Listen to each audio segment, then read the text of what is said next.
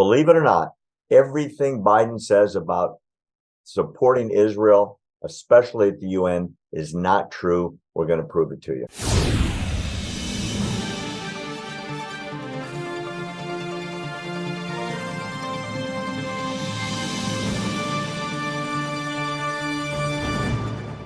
And speaking of wrong, the United States has joined the UN Security Council in a very rare joint statement condemning Israel's plans to build homes in Judea and Samaria.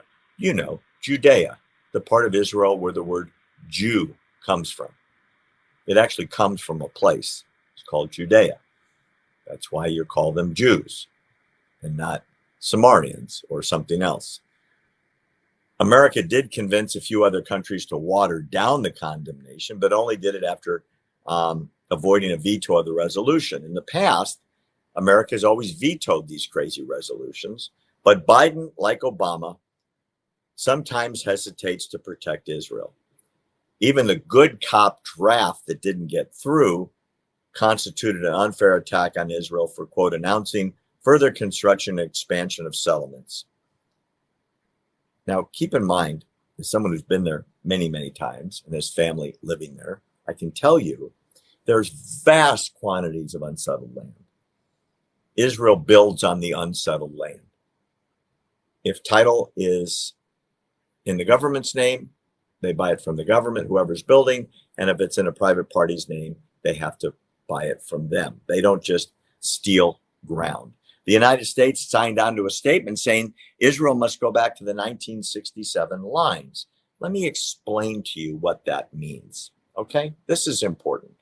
This is a map of Israel showing the 1967 borders.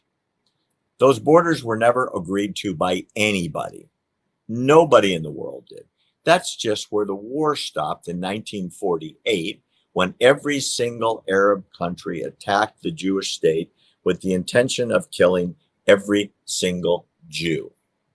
Now, if you go to the narrow part of the map in the middle, there's a freeway there. I've been on it. I stopped on that freeway when I was filming a couple of years ago, and I looked towards the coast.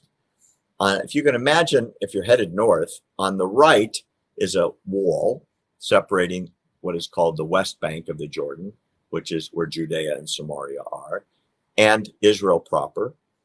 From that wall, you can see the ocean. You can see all of Tel Aviv. You can see the Israeli power plant that is in Tel Aviv that powers all of the main part of the country. And if that power plant ever got hit, all the middle of Israel would go dark. Not joking.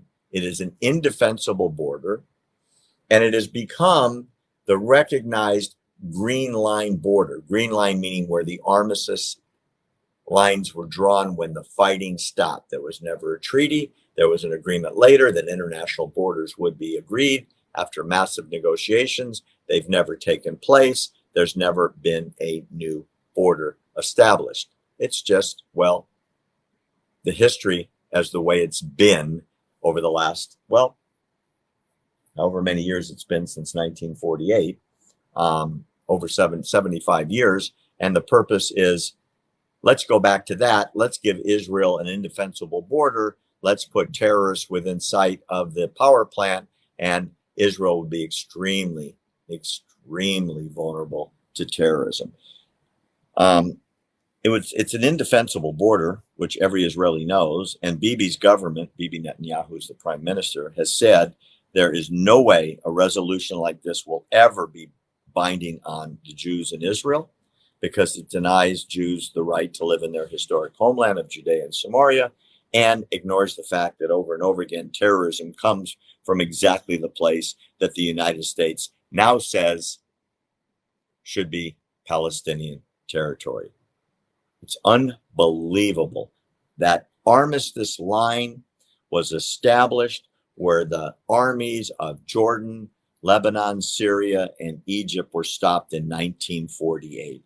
And it became a border because it never got moved until the Six-Day War in 1967, when the Jews drove out the Arab armies from the West Bank and reclaimed Judea and Samaria. Did they evict everybody? No. They're now living side by side with the Jews. It's insane that this is now a border that's actually being discussed as permanent. Everybody knows it was supposed to be negotiated, and yet, check this out. From 2008 to 2018, the United Nations issued 73 condemnations against countries around the world. 73. That's a lot in just 9 years. 71 of the 73 were against the only Jewish state in the world, and was vociferous in denying Jewish claim to the land that has been occupied by Jews continuously from the days of the Old Testament 3,000 years ago. In other words, Hebron, where the tomb of the patriarchs are, the Western Wall, where the temple stood, and so on, are now, according to Obama, and then according to Biden, should be given to Palestinians, and the Jews should be evicted from their own 3,000-year land occupation, historical connection. It's nuts. Even Obama, in all of his anti-Israel hatred, unfunded UNESCO, the United Nations charity organization. Biden gave all the money back. Why is Biden doing this to Israel? Maybe it's because the people he's surrounded with hate Israel, and he's just going along because he doesn't know any better. I'll give him the benefit of the doubt. Uncle Joe doesn't seem to know much about what's happening around him, and maybe this is one of those things. I'm interested in what you have to say. That's my take on it.